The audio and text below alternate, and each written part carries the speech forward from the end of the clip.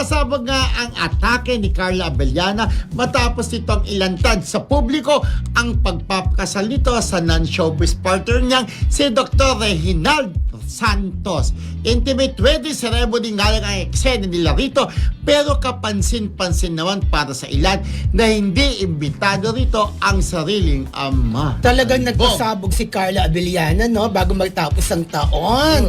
Talagang totoo yung mga na-chismis na this year talaga magpapakasal siya. Actually, nung na-interview natin siya dun sa press con, di ba, Dred, tayo na, dati tinanong natin na kung merong doktor na engaged na siya, sabi natin, dininay niya yun. Ito nga, si Gerald. Gerald ba? Na po, ano? Reginald. Gerald Napoles. Hindi, parang si Lassie. Si Lassie Reginald ang pangalan eh. Reginald. Diba? So, ayun nga, ito na, biglang, boom, kinasal na pala talaga. Totoo na. Pero annulled na ba yung kasal nila niya? Ano, kung Yes, annulled siya. Annulled Yung sa mga nagka-question bakit daw nagpakasal for the second time Correct. around, US citizen kasi si Tom Rodriguez ko.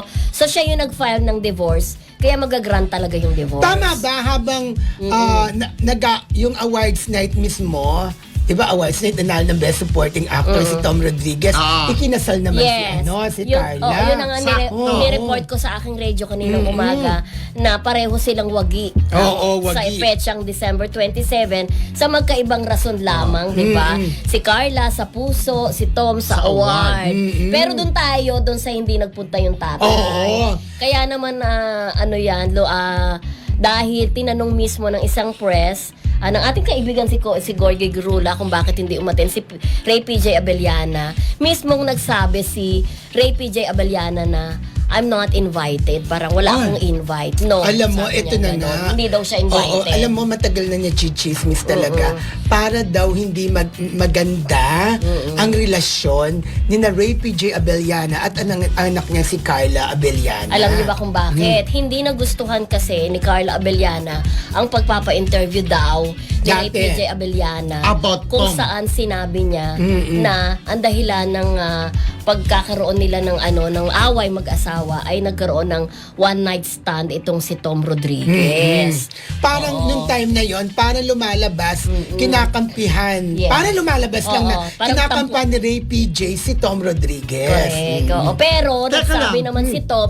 naman si Tom na hindi naman daw natuloy yung one night stand na yun. Hindi, tatanong kita, Bepe, parang hindi ako aware. Parang, paano kinampihan na to take the Benisto ni Ray PJ Abellana Parang na lang, may kaya one hindi night? rin ako sure. Parang Parang wala kasi sinabi kong parang. kaya naman niya sinasabing parang kinampihan. Parang ang sinasabi niya, mag-usap kayo, pag-usapan niyo yan. Hindi naman pala natuloy daw yung one night stand na yan. Yun ang At saka mga nasulat Eto para talagang parang hindi direkta talaga yung communication ni na Carla at Ray PJ.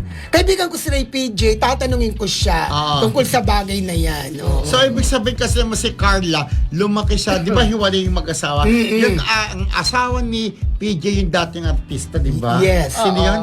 Pero to be fair si Rhea Santos, maganda siya kaya maganda. natatandaan Maganda ko siya.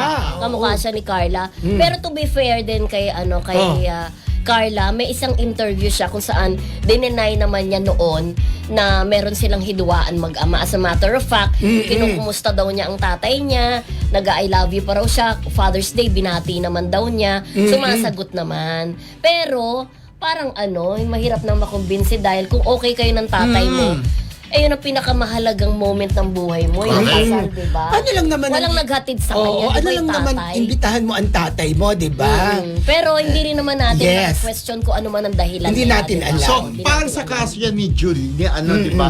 Yung kapatid ni Julia, sino yung babae? Yung kapatid... Kinasal. Ayan, kaya lang.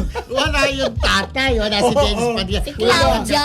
Si Claudia, wala si Dennis. Na nag-usap sila dati na siya Pero mag-atid nandun sa si Dennis, si Dennis. hindi lang siya hindi lang hinatid walk in pala. the aisle, Yung parang ganun din eksena. Anyway,